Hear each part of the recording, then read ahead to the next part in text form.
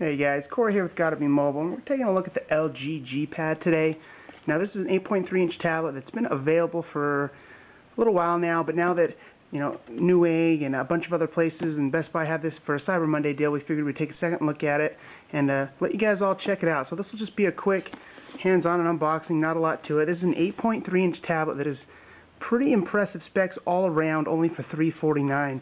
You get an 8.3-inch display that is comparable to like the iPad mini and many others because it comes in at a full 1080p HD resolution like the new Nexus 7. So we're going to go ahead and set that aside. And in the box, nothing too specific here. Some paperwork and then the usual chargers.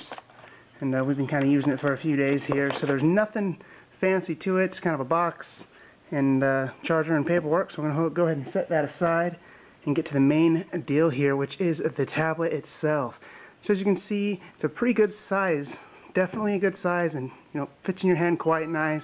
But overall, it's just been an impressive tablet here for us for the last few days, and it's kind of a fingerprint magnet on the back. But what we do have here is an overall package that's quite impressive from LG. So like we mentioned, we have a 8.3-inch display here, and that is 1080p. It's got a Snapdragon 600 quad-core processor under the hood with 2 gigs of RAM, and then it comes with 16 gigabytes of internal storage.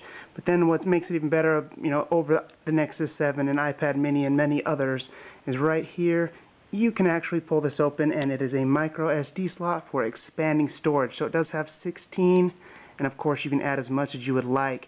And while you're looking at the back here, it's got a nice kind of a lightweight aluminum, a 5 megapixel camera with 1080p video, and stereo speakers, and they are stereo unlike the G2 smartphone and others. The G Pad 8.3 has full stereo sound that's actually pretty impressive.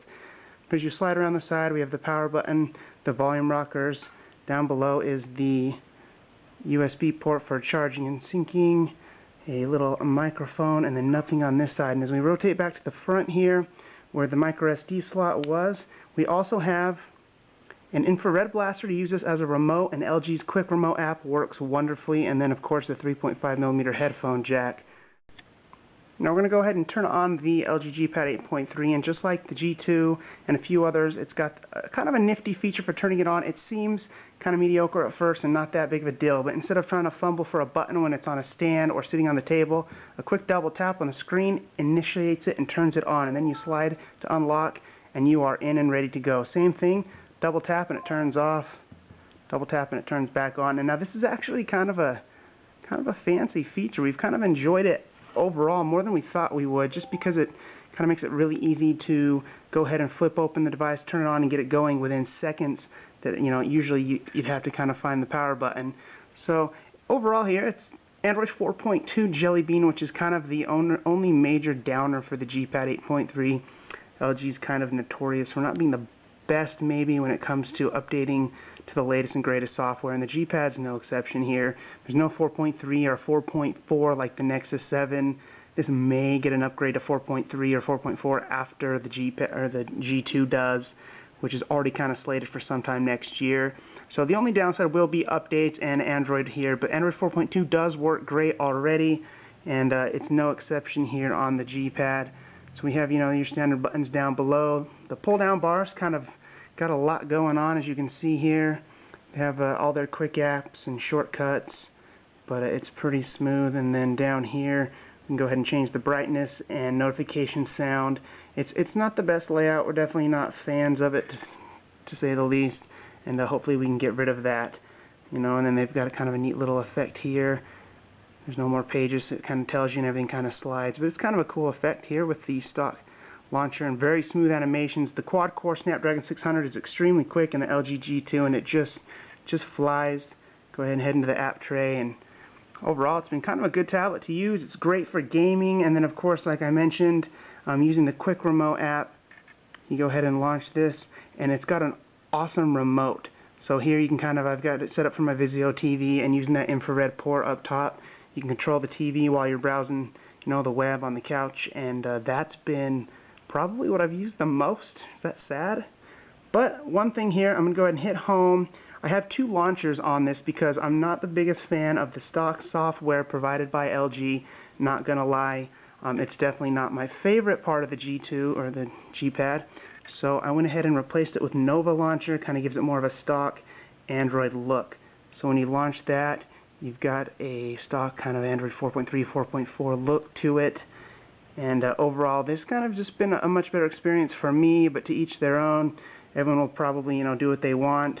And of course, the notification bar doesn't change, but the app tray changes and is more kind of in line with what we're used to with some of the stock Android devices. But if you want to go back to that regular launcher, it's just a button away, and this is how it comes out of the box by LG. Also, you've added a couple apps and games and notifications and different things, but overall it's been kind of a great experience. Go ahead and head into settings.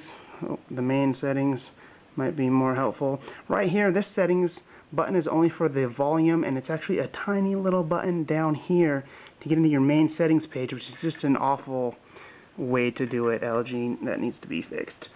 But it's got a nice kind of double pane view here. You can go ahead and kind of get that sideways. It is a much better overall experience. The only thing that it's kind of been a downer maybe is the brightness isn't quite as bright as the Nexus 7 or even the iPad mini. I thought the brightness would be a little better. It is a full 1920 by 1080p HD display on this 8.3-inch screen, but the brightness isn't the best. But that aside, the battery life's been pretty great. Not anything amazing, but pretty excellent. I believe it's a 4700 milliamp battery inside. And of course, like we mentioned, Android 4.2 is on board, which is, it's okay. But we'd love to see something new. But overall, it's been a pretty great device for, browsing the web, using on the couch, of course, using that remote, which conveniently LG has built right into the notification pull-down bar. You tap quick remote, and it instantly appears here for you. If you can see that on screen, the remote right from the notification bar, or you can go ahead and tap one button and expand into the full remote and control your TV. And we have the slide aside features and everything else that's been available on the G-Pad. Go ahead and slide with 3 fingers. It saves it over to the side, and now it says up above, slide aside, app has been saved. And then 3 fingers slide again will kind of reopen it. So you can add multiple things. Very similar to the push and hold multitasking. It's already on Android 4.4 or 4.2. So it's kind of nice, but kind of unnecessary. And then, of course, Google Now is available as always for those looking for some Google Now information. That was just a quick look at the LG G-Pad 8.3. It's quite nice. It's $349, brand new, but plenty of deals on Newegg and other places have it for much cheaper this week. So we figured a quick look at what LG had to offer was in order. Thanks for watching, guys. Stay tuned for a full review coming up.